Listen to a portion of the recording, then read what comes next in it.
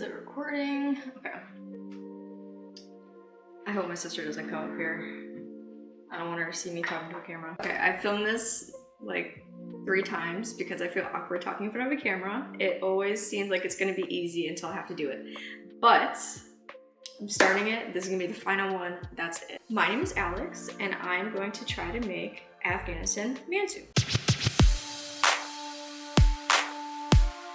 So let's get into it. Mantu is basically a dumpling where you put your choice of lamb or beef. I'm gonna do beef today just because I made it with lamb the first time. My family doesn't really like lamb meat, so I'm just gonna do beef for the sake of it being eaten. And it's a beef dumpling with some onions, chilies, and then seasoning mix, which we'll get into later, which seasonings are which. And then so once you're done, you're gonna boil the dumplings. I've seen arguments online if you boil it or you steam it. Apparently different cultures cook it different ways, so if you're gonna make it from Afghanistan, it's gonna be steamed. And then on top of the dumpling, once it's done being cooked, you're gonna drizzle a tomato sauce that we're gonna cook, and then a yogurt sauce. And then, you know, mix it all together, and then it's delicious. First time I made it, like, it was forever ago. Once again, I made it with lamb meat, so not a lot of people enjoyed the lamb meat. I still liked it, but hopefully they'll like it better with the beef. Also, I do not have a steamer. I have a Instant Pot, which is a steamer, so we're gonna struggle today. So yeah, let's get into the ingredients that I'm going to be using for Afghanistan mantu. Starting out with the dough, you can either make your own dumpling dough, or I just did wonton wrappers for a shortcut. The meat ingredients are a pound of beef, 2 cups finely diced onion, 1 spicy green pepper, 2 teaspoons of salt, 1 tablespoon of ground coriander, 1 tablespoon of ground cumin, 1 teaspoon of black pepper. For the sauce ingredients, you do a tablespoon of vegetable oil, a 1/4 cup of finely diced onion, 8 ounces of tomato sauce, 1 tablespoon of white vinegar, 1 teaspoon of garlic powder, 1 teaspoon of black pepper, and salt to taste. And lastly, for the yogurt sauce, it's all to your taste. So you do yogurt, sour cream, 4 to 5 cloves of minced garlic, salt, lemon juice, water, dill, and mint. Okay, let's first start with the meat mixture. So I'm gonna put some of this aside and put some of this back in the fridge. Since I already made the yogurt, I'm not gonna show that, but I just made it up real quick just since it's to my taste. It's gonna be different for everyone. I suggest just doing this one first because it's the easiest, and then you can just toss it in the fridge. Let the seasonings marinate with the yogurt and then the sour cream so it can be flavorful goodness to go on top by the time you're done cooking. Also, if you see my pants and you see that there's dog hair on it, mind your business. We don't talk about that. All right, so we're gonna put these to the forefront. We're gonna focus on these. All you have to do is just mix this all together, okay? So let me go get a bowl. Drop that in there. 2 cups onions, 1 diced green chili of your choice. I was stupid and I didn't buy a jalapeno when I went to the store, so I just used the can of green chilies that we had at home. So hopefully that works. Plop that in there. Salt, pepper. I think this one's cumin, and then this one's coriander. And then after everything is in the bowl, let's just start mixing it.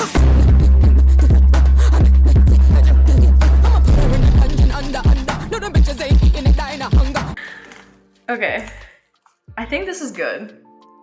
So now that you have this beautiful meat mixture, I'm gonna toss this in the fridge just to let it sit a bit while we cook the red sauce that we're gonna pour on top of the dumplings. So let me just toss this in the fridge. I'm just gonna put this on medium heat because I don't want it to get too hot and burn. So let's...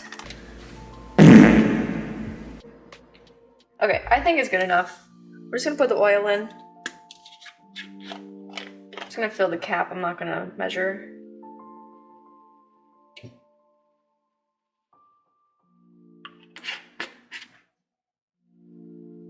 Alright, we're just gonna wait for that oil to heat up a little bit, and then after it's done heated, we're gonna add our little bit of onion.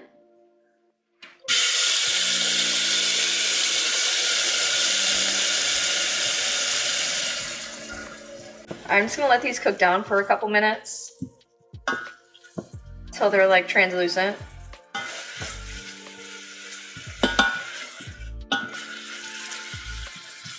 Okay, I think those are about ready.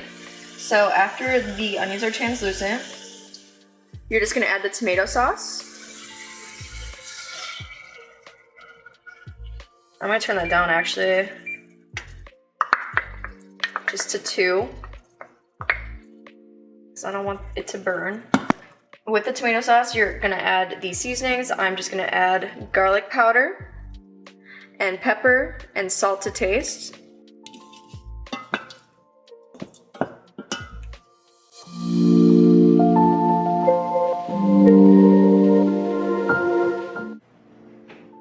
Alright, we are going to let this simmer. I'm gonna turn up the heat a little bit for about 5 minutes. Stir every once in a while and make sure it doesn't burn. Meanwhile. Okay, lunch break. That looks nasty, doesn't it? Tastes good though. Alright, now we're back. The tomato sauce is simmering. Just gonna stir it up one last time. We're gonna toss in a tablespoon of vinegar. Stir that up.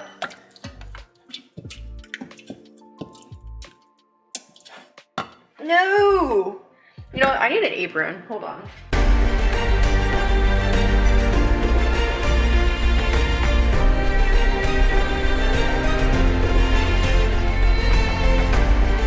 Anywho, okay, no tomato sauce on me anymore.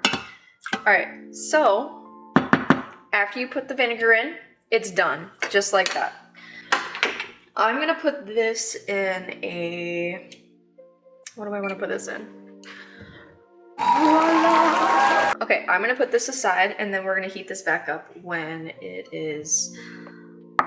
the dumplings are ready. So now that we're done with the meat, we're done with the red sauce, we're done with the yogurt sauce, we can assemble the dumplings. So since I took the easy route, I don't have to make the dough. Obviously, you'd still have to make the dough if you were choosing to do that. But I just bought wonton wrappers because they are the perfect size. And if you're making the dough, make sure that your dough ends up looking like this before you start assembling the dumplings. I'm going to take a spoonful of the meat mixture. Now, let's swing this. Let's see how much I could put in here. Why does it look so uneven? Okay, and then I have a thing of water so we can bind the wrapper together. I'm gonna put it on all 4 corners. No!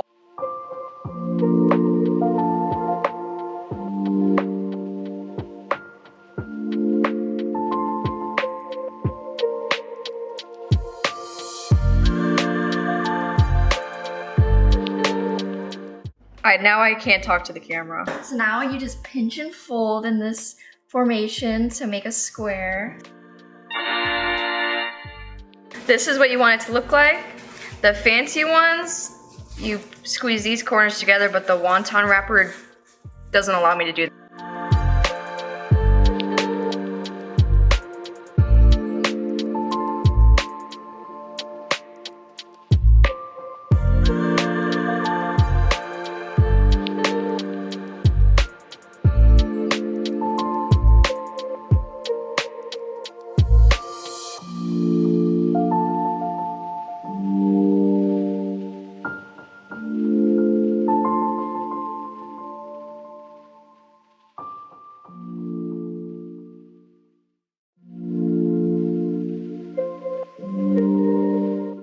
I didn't use the whole meat mixture. I ended up freezing the rest of it just because we're not going to eat it all here. So this is what I'm making right now.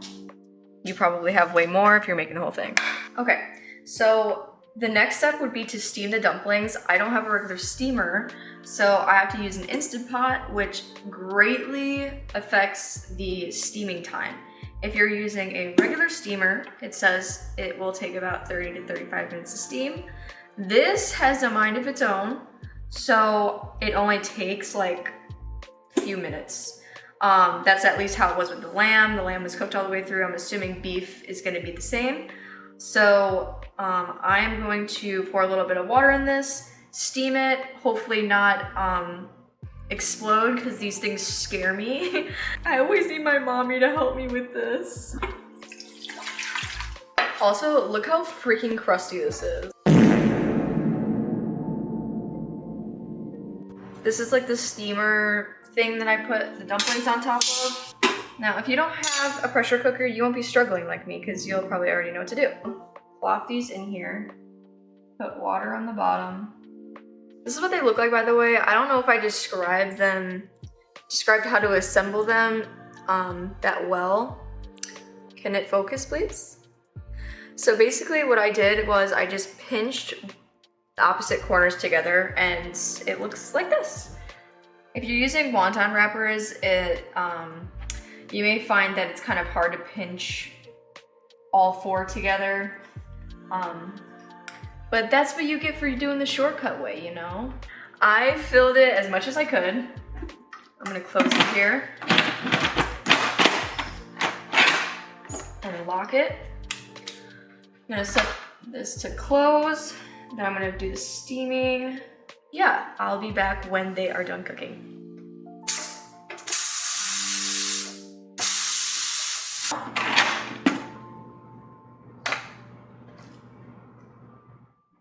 Okay guys, this is what they look like when they're done being steamed.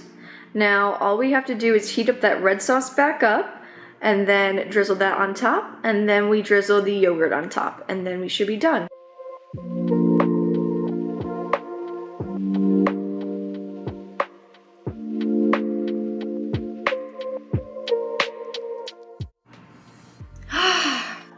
Let's try it. I'm just gonna try one because I am sensitive to gluten. It makes my tummy hurt. So should I just go for it and eat it all in one? Oh. Wow, that is so good. The meat is juicy. The sauces go so well together. It's just so soft and salty, but also sweet, and it's so good. Let's have my sister come and try it since it's not made out of lamb this time. Maybe she'll like it. Oh, this one's open a little bit. Yeah. Do you need a napkin? You don't really like the yogurt and stuff, right? I'm not a big fan of yogurt, but I think it goes good with the sauce. The meat is good. The meat's really good. I don't like the yogurt, but I also don't like yogurt that much. Yeah. There's that review. Didn't really help my cause, but The meat's good. I like it. And if you like yogurt, then you're gonna like the white sauce. If you don't, then just skip the white sauce. I think it'll be good without it. But I hope you enjoyed watching this video, my first YouTube video. This is going to be a part 1 of Afghanistan food, because next I'm going to make sholay gorbandi or sholay garbandi. I don't know how to pronounce it. I'll look that up in the next video, okay? If you made it along with me, tell me how you like it. And if you are from Afghanistan, let me know what you think or how I did. Give me any tips and tricks if you have any. And just don't forget to like this video and subscribe if you want to see more videos like this. Thanks for watching. Bye.